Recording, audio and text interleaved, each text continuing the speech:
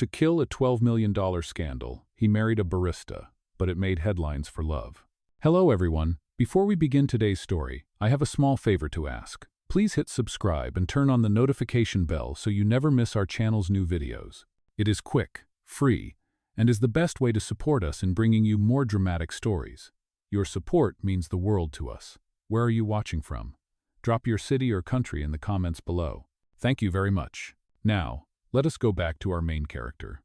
The boardroom of Vanguard Studios was wrapped in glass and sunlight, overlooking the burning skyline of Los Angeles in the middle of summer. Every screen around the long marble table was flashing the same headline: Fleetwood accused of misusing $12 million in film funds. The air conditioner hummed, but no one dared to breathe. Dorian Fleetwood, 35, the youngest CEO in the studio's history, sat at the end of the table. His tie was perfectly knotted, his posture unbroken, but his eyes were dry and tired. His father's portrait hung on the wall behind him like a ghost watching. The PR chief finally spoke, her voice as sharp as the glass windows. "We cannot erase the scandal, Dorian, but we can outshine it." He lifted his gaze slowly. "Meaning?" She leaned forward. "You need something bigger than the accusation. Something human. People forgive love faster than corruption. You need a wife." The sentence hung in the air like gunpowder. Dorian gave a half smile, the kind that never reached his eyes. "You are suggesting I buy a wife?" "No," she corrected. "I am suggesting you borrow one." 6 months. Public appearances. Charity events. A redemption story. We will make the world believe you found love, and they will forget everything else. Outside, the California sun poured through the glass, golden and merciless. Dorian turned his face slightly away from it, as if the light itself was judging him. By sunset, he was sitting in a small coffee shop on Melrose Avenue, the kind of place that smelled like roasted beans and broken dreams. Behind the counter stood Isla Pereyra, 27, a barista with sleeves rolled up and eyes that looked like they had seen too much and still chose to stay kind. He watched her for a moment, how she laughed with an old customer, how she wiped the counter with the same precision he used signing million-dollar contracts. When she brought his coffee, he spoke without preface. "How much would it take for you to pretend to be my wife for 6 months?" She blinked, thinking she had misheard. "Excuse me?" He slid his business card across the counter. "My name is Dorian Fleetwood. I run Vanguard Studios. You are about to see my face on every channel for all the wrong reasons. I need to change that narrative. You look believable." Her brow furrowed. "Believable? You look like someone people would trust," he said simply. "Someone who could make the world think I am worth forgiving." Isla stared at him, half offended, half intrigued. The man in front of her looked polished to the bone, a creature of control. But there was something hollow behind his confidence, like a person who had forgotten how to be real. "You do not even know my name," she said. "I do now," he answered quietly, glancing at her name tag. Isla Pereyra. The clock above them ticked. The heat outside pressed against the windows. A delivery truck passed, spilling a long shadow across the cafe floor. "You are serious," she whispered. "I do not make jokes," Dorian replied. "Not about business. And this, Miss Pereyra, is a business deal." She crossed her arms. "And what do I get out of it?" $500,000, he said, his voice calm, steady, transactional. "Half now, half when the contract ends." She laughed softly, the kind of laugh that carried disbelief and curiosity. "You are insane." "Maybe," he said, standing up. "But think about it. 6 months of pretending. No feelings, no future. Just a performance." As he walked out, sunlight caught the edge of his tailored suit, turning it gold for a fleeting second. Isla watched him leave, the business card still resting beside her untouched coffee. Outside, the summer heat shimmered over the streets of Los Angeles, too bright, too loud, too real. And somewhere in that light a deal was about to be made that would change both of their lives forever. 2 weeks later, the air in Los Angeles felt thicker, like even the heat was gossiping. Inside the sleek office of Vanguard Studios, Dorian Fleetwood reviewed the signed agreement with the same precision he used for corporate mergers. His signature was flawless. The only thing imperfect in the entire contract was the small, handwritten name beside his Isla Pereyra. She had come to his office the previous morning, nervous but calm, wearing a second-hand blazer that did not quite fit her. She had not asked for more money. She had only asked for one clause: no cameras inside her cafe. That was her boundary, and he had accepted without hesitation. Now, as he looked at her name, he wondered why that clause mattered so much to her. He pushed the thought away. This was not personal. This was business. When the elevator opened, Isla stepped out, carrying a paper cup instead of a designer purse. She looked completely out of place among the polished marble floors and the perfume of corporate ambition. "You are late," Dorian said, glancing at his watch. "I had to finish the morning rush," she replied. "Your fans drink a lot of coffee." He raised an eyebrow. "You are charming for someone who just sold 6 months of her life." She met his gaze directly. "I did not sell my life. I leased it." There was something in the way she said it steady, unapologetic, that caught him off guard. They entered the small conference room where his PR team waited, all smiles and spreadsheets. The PR chief began the presentation as if she were launching a product, not a marriage. Phase 1, soft launch. Couple photographed leaving a cafe organic low-key. Phase 2, charity event together. Phase 3, national interview. You two will need to appear affectionate but not overly romantic. People must believe this was love that grew out of adversity. Dorian listened in silence. Isla stared at the slideshow with a blank face until her name appeared on a mock magazine cover beside his. "That is not my smile," she said quietly. The PR chief chuckled.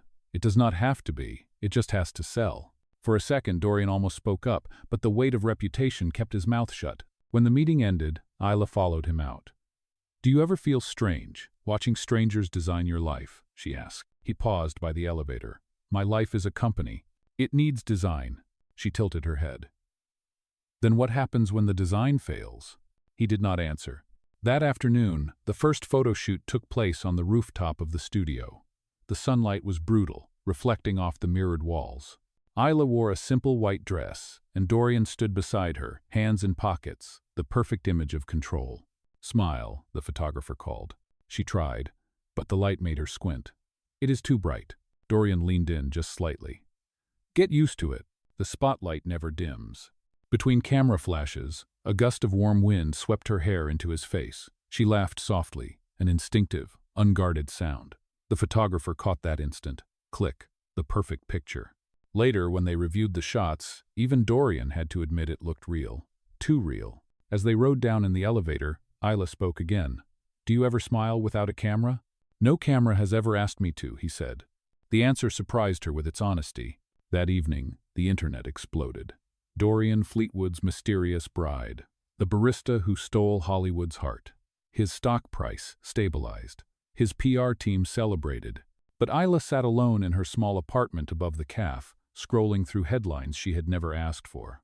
She stared at her own photo beside his, the way their smiles aligned perfectly, like puzzle pieces that did not belong together but somehow fit. Outside, the city buzzed with neon and noise. She closed her laptop and whispered to herself, "It is just a contract."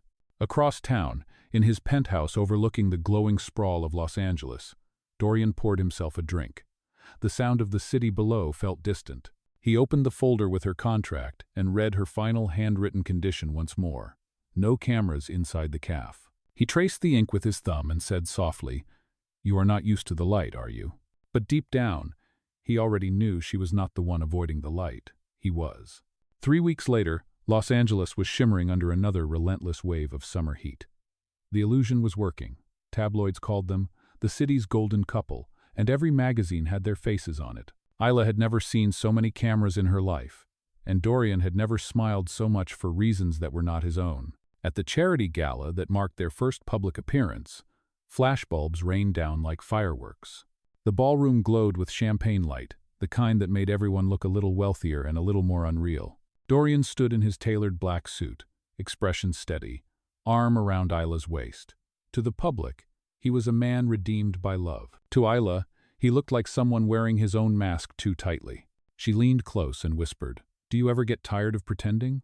Without looking at her, he replied, "Pretending keeps this company alive." Before she could answer, a reporter shouted, "Mr. Fleetwood, where is the missing $12 million?" The room froze for half a breath. Isla felt Dorian's hand tighten around hers. Then, instinctively, she smiled at the cameras. "He spent it all on my ring," she said lightly. Laughter rippled through the crowd, tension evaporating like ice under heat. Reporters laughed, flashes popped, and the story shifted from scandal to romance. Within hours, headlines would call it the miracle of the summer gala. Later that night, as they drove back to his penthouse, Dorian stared out the tinted window. "You lied better than any publicist I have ever hired," he said. Maybe because I meant it, Isla answered softly. He turned to her, studying her face, trying to find the irony in her tone. There was none. The following morning, the internet was flooded with photos of their shared glance, their synchronized smiles, and the moment she saved him from humiliation. Every major outlet played the clip. Comment sections called them true love in the city of lies. But Isla did not feel like a savior. She felt like a character trapped in someone else's movie. At the cafe, her employees teased her, waving the newspaper headlines. "Mrs. Fleetwood, can we raise prices now?" She smiled but said nothing. When the last customer left, she sat alone at the counter, looking at the newspaper spread open in front of her. The image of her laugh beside Dorian's measured grin felt like two different worlds forced together. She folded the paper and slipped it into her sketchbook. That evening, Dorian appeared at the cafe unannounced. No cameras, no PR team, just him. He stood awkwardly by the door until she looked up. "I thought this place was off limits," he said. "It is," she replied, cleaning a table. "But you are the one who owns the rules." He watched her for a long moment. "You do not talk to me like everyone else does." "That is because everyone else works for you," she said. "I work with you." He almost smiled at that. "Then maybe you can tell me why I cannot stop thinking about the sound of your laugh." She stopped wiping the table. "Maybe because you do not hear it enough." There was silence between them, filled with the hum of the coffee machine and the faint music from the street. It felt real in a way neither of them expected. When he finally left, he paused at the door. "Tomorrow we have the interview for Vanity Scene. They will ask how we met. Try to remember something charming." "Pardon." She looked at him, half amused, half tired. "You walked into my cafe and offered to buy 6 months of my life. That is charming enough." For the first time, he laughed an actual, unguarded laugh. The next day, during the interview, the reporter asked exactly what Dorian had predicted. "So, how did this love story begin?" Dorian glanced at Isla, and she smiled, waiting to see if he would stick to the script. He did not. "She threw me out of her cafe," he said. "And then she made me better coffee than I deserved." The room filled with polite laughter. The reporter moved on. Isla leaned in and whispered, "That was not in the script." He replied, "Neither are you." Outside, the heat shimmered on the boulevard. Inside the cool studio lights, two people continued to play their parts, but somewhere between the lenses and the lies, something real was beginning to flicker. Neither of them said it aloud, but both of them felt it. The deal that began as a performance was quietly turning into something dangerously honest. By the middle of August, the contract marriage had already become part of Los Angeles folklore. The tabloids called it the redemption romance, and the internet adored every carefully staged moment. Dorian Fleetwood's reputation was climbing again, his company's stock was steady, and the gossip had cooled into admiration. On paper, everything was working. In real life, everything was quietly unraveling. The studio lights were hot that afternoon when they filmed a promotional segment for a charity partnership. Dorian wore a pale gray suit, his image perfectly composed. Isla stood beside him, dressed in soft summer yellow, pretending to listen while the director called for more smiles. "Look at her as if she saved your soul," the cameraman joked. Dorian tried, but for the first time he realized that pretending to love her was easier than pretending not to. When the cameras stopped, the set went quiet except for the whir of a fan. Isla sat on the edge of a prop sofa, rubbing her temples. "It is strange," she said softly. "Every scene looks real, but none of it feels that way." Dorian handed her a bottle of water. "It feels real to the audience. That is what matters." She shook her head. "Maybe it should matter to us too." He looked at her, not sure how to answer. The sunlight pouring through the high windows hit her hair, turning it to gold. She looked fragile and fierce all at once. That evening, he drove her home in silence. The air outside smelled like asphalt and sea salt. When he stopped in front of her building, she hesitated before getting out. "Do you ever get tired of being perfect?" she asked. His voice was low. "Perfection is a habit, not a feeling." She smiled faintly. "Then maybe you should try a feeling sometime." Low. He watched her disappear into the stairwell, her silhouette swallowed by the orange glow of the streetlights. Something inside him shifted, something unfamiliar and unwanted. The next morning she arrived at the studio early. The receptionist handed her a sealed envelope marked for Isla Pereyra. Inside was a printed itinerary, public appearances, press obligations, and one new clause added by the PR department. Additional interviews may be required to maintain positive public narrative. She frowned. At the bottom, someone had handwritten a note. "Remember, the cameras love you when you smile." No signature, but she knew whose handwriting it was. Later that day, during a live talk show, the host asked an unexpected question. Isla, what is the one thing people misunderstand about Dorian Fleetwood? She paused, the practiced answers vanishing from her mind. She glanced at Dorian sitting beside her, his smile professional, his eyes distant. Then she said slowly, people think he is cold. He is not. He just does not know where to put his warmth. The studio fell silent. Dorian turned to her, genuinely startled. For the first time on camera, his expression cracked into something vulnerable. After the show, he followed her into the hallway. Why did you say that? Because it was true, she replied. He exhaled, running a hand through his hair. Truth is not part of the agreement. Maybe it should be, she said. That night, he found himself walking to Moonlight Roast without telling anyone. The cafe was closed, but the lights were on inside. Through the window, he saw her sitting at a table, sketching in her old storyboard notebook. He knocked lightly. She looked up, surprised, then unlocked the door. You are breaking your own rule, she teased. No cameras in here. There are no cameras, he said quietly. Just me, Hardo. He looked around the small cafe, the walls covered with photos and drawings, each one more alive than anything he had in his penthouse. This is what real looks like, he murmured. She poured 2 cups of coffee and handed him one. You do not need to perform here. He nodded. Maybe I never knew how to stop performing. For a moment, they sat in silence, the hum of the refrigerator filling the room. Then he said something almost to himself. I thought the scandal ruined me, but maybe it just showed me what I was missing. She looked at him, unsure whether to believe him. Do you mean that? I am not sure yet, he admitted. The clock on the wall ticked past midnight. The city outside was asleep, but inside the small cafe, 2 people sat beneath the warm light. No scripts, no cameras, no audience. For the first time since the deal began, it did not feel like an arrangement. It felt like something alive, and that terrified both of them. The end of August brought the hottest days of the summer. The heat clung to every glass window of Los Angeles, and with it came something heavier attention. Everywhere Dorian Fleetwood went, the world followed. Every smile was dissected, every touch analyzed. Every look between him and Isla turned into a headline. The plan had worked too well. Vanguard Studios had regained its investors. The scandal headlines had faded, and the narrative had shifted completely. People did not talk about missing millions anymore. They talked about love. But behind that success, Dorian felt a quiet panic growing. For the first time, he did not know where the performance ended.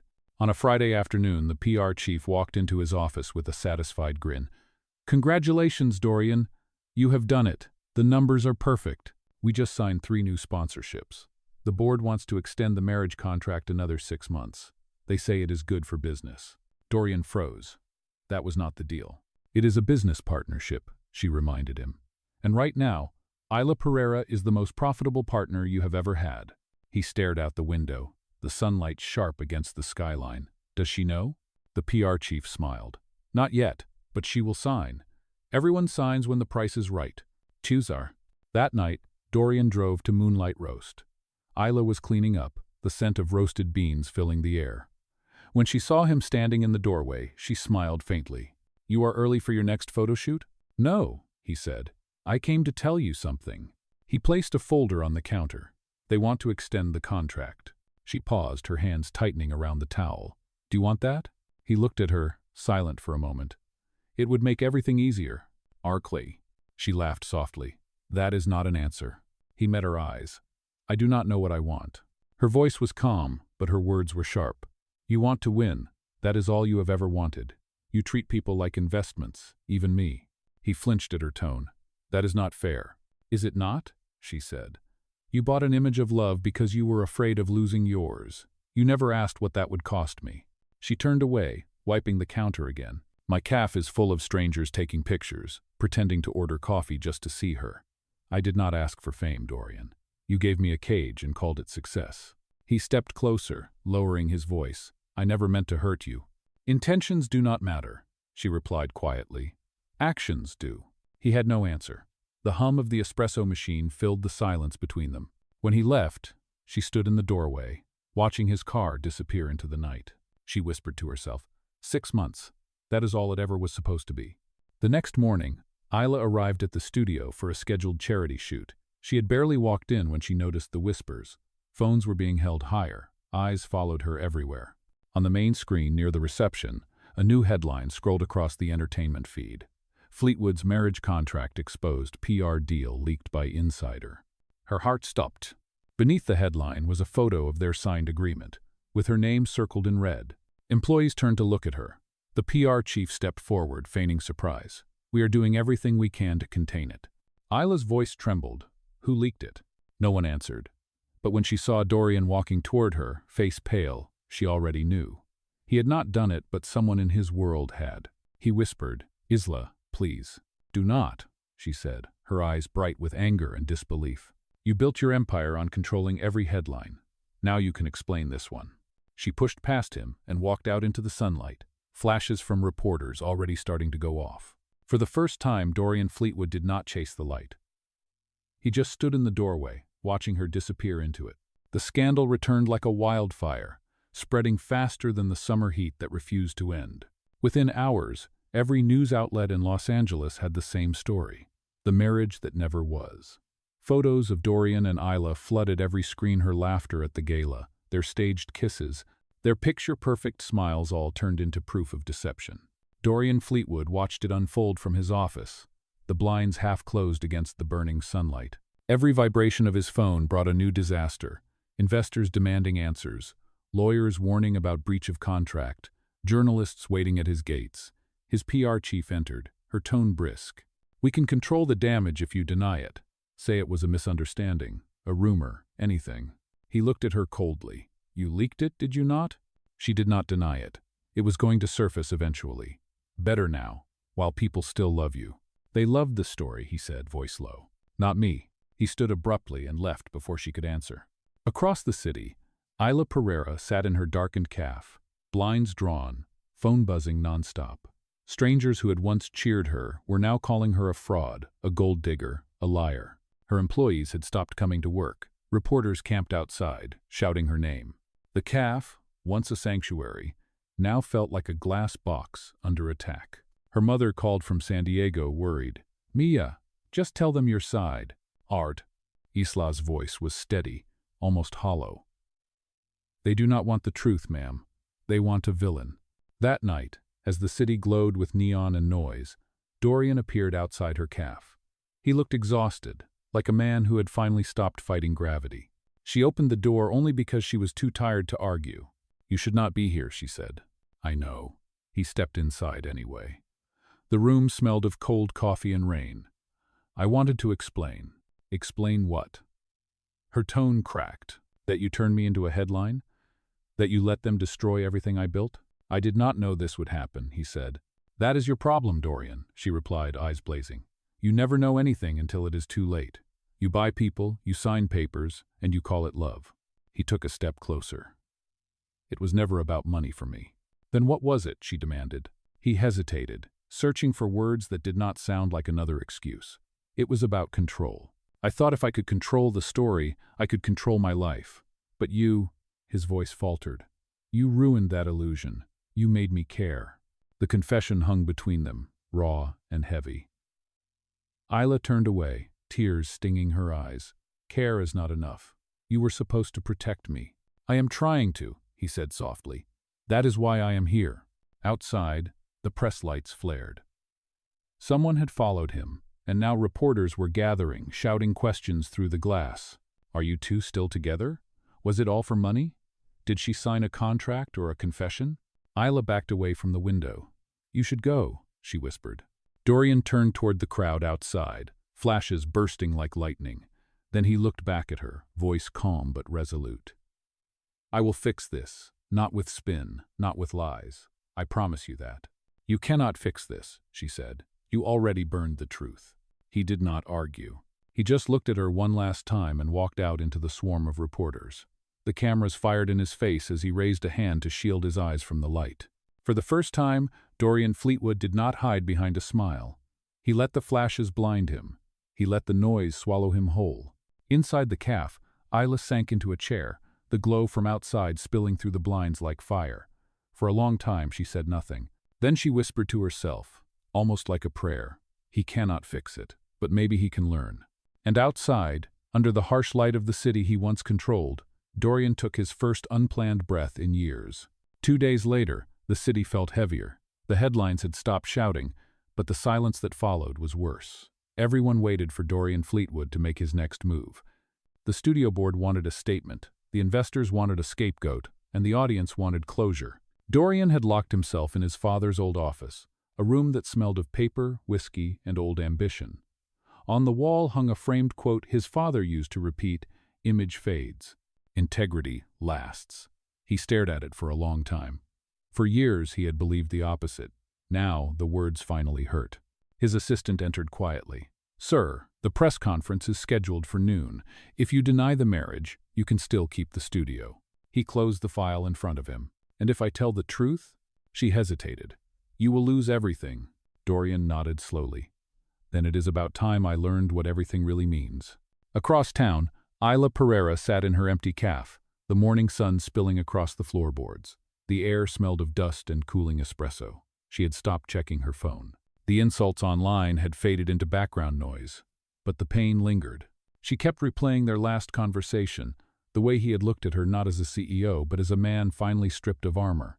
When she unlocked the door that morning, she found a small envelope on the welcome mat. Inside was a handwritten note. "The press conference is today. I am not denying you. I am not denying us. Thank you for teaching me that truth is worth the fall." No signature, but she knew his handwriting. Her heart pounded as she turned on the small television behind the counter. At noon, the press room at Vanguard Studios overflowed with cameras and flashing lights. Dorian stepped onto the stage wearing a plain black suit, no tie, no practiced smile. The reporters fell silent. He began quietly, his voice steady but raw. "You all know the story. You know the photos, the interviews, the headlines. What you do not know is that the marriage started as a strategy. I was afraid of losing control, afraid of losing the image my father built. So, I bought a story that looked like love." Gasps rippled through the crowd. The PR chief, standing at the back, went pale. "But somewhere along the way," Dorian continued, "the story stopped being fake. Isla Pereyra showed me that truth is not a product you can sell. It is something you live. And I failed to protect her from the consequences of my lies." He paused, scanning the faces in front of him. "If you are looking for someone to blame, blame me. She never asked for this. She never asked for fame or money. All she ever wanted was honesty. So here it is. I lied, and I am done lying." The flashes erupted, questions overlapping. "Are you still married? Was it real love?" But Dorian only said one more sentence before walking off the stage. "It was the most real thing I ever had." Back at the cafe, Isla stood motionless, watching the broadcast. Her hands trembled as the camera zoomed in on his face. There was no script, no charm, no performance, just him.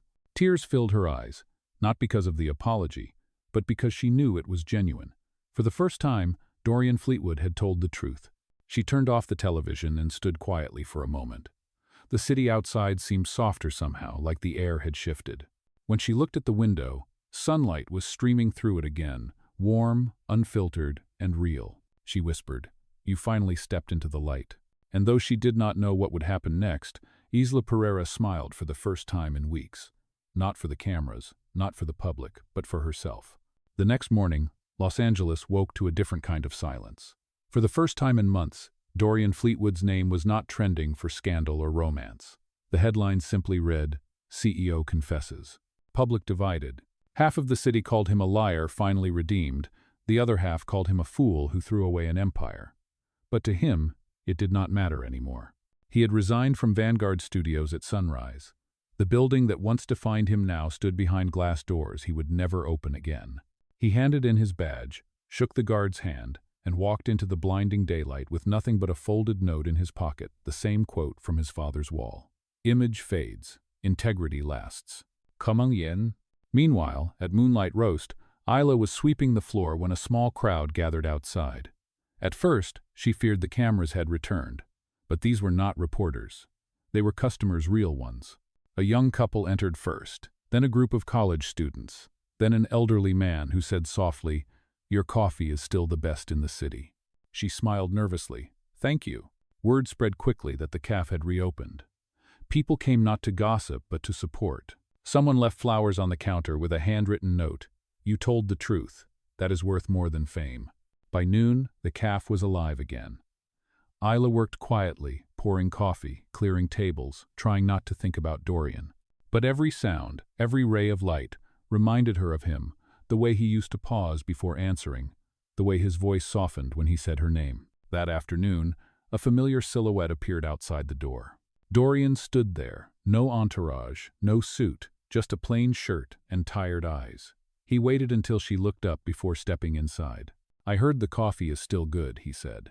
Her heart skipped, but her voice stayed even. "Depends who is asking." "I am just a customer today," he said gently. "No cameras, no contracts." She crossed her arms. "What do you want, Dorian?" He hesitated. "To tell you that I kept my promise. I did not let them rewrite the story." "One?" She studied him for a long moment. "You lost everything." He nodded. "Yes. But for once, it feels clean." There was a small silence, the kind that carried all the words they did not say. Finally, she asked, "What will you do now?" "I do not know," he admitted. "Maybe start over. Maybe learn how to make coffee that does not taste like control." A laugh escaped her before she could stop it. "That might take a while." "I have time," he said softly. The bell above the door rang as another customer entered, and for a moment they both turned to greet the newcomer, two people standing side by side, almost like they used to at the staged events. But this time there was no act. When the cafe quieted again, Dorian pulled something from his pocket. It was the old newspaper clipping from the charity gala, the one she had once folded and kept. The headline read, "The Miracle of the Summer Gala." He placed it on the counter between them. "You kept this," he said. "Now I am returning it. I do not need a miracle anymore." Isla looked down at the faded photo of them laughing under golden lights. For the first time, it did not look fake. It looked like two people trying to believe in something. "You know," she said softly, "you finally look like you belong in the sunlight." He smiled.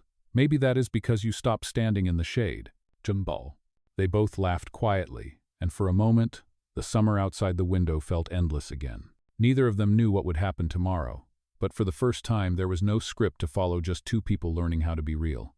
As Dorian reached for his coffee, the light caught his face, warm and unfiltered. He did not look like a man who lost everything. He looked like a man who finally understood what it meant to have something worth losing. A week later, the city had begun to cool down. The golden glare of summer softened into the slow warmth of early September, and the noise that once filled every corner of Los Angeles had faded. At moonlight roast, the sunlight filtered through the wide windows, painting the tables in gentle gold. The cafe felt alive again, but calmer, humbler-like it had survived something and learned how to breathe. Isla wiped down the counter, humming quietly to herself. The bell over the door rang, and Dorian Fleetwood stepped in, holding 2 paper cups and a folded script. He looked different now. No suit, no polished mask, only the quiet confidence of someone who had finally stopped running from himself. "I brought coffee," he said. "For once, it is terrible. I thought you would appreciate the honesty." She smiled. "Honesty looks good on you." He placed the script on the counter. "I wanted to show you something. It is called The Honest Lie. You left the story on my desk months ago. I just finished it." Her hands froze as she opened the first page. It was her story, the cafe, the cameras, the contract, the impossible summer, but rewritten as something human, tender, true. "You turned it into a film?" He nodded. "Only if you direct it." Isla laughed, half in disbelief, half in awe. "You do realize I have never directed anything in my life?" "Neither had my father when he built Vanguard," he said. "Someone has to start somewhere." Low.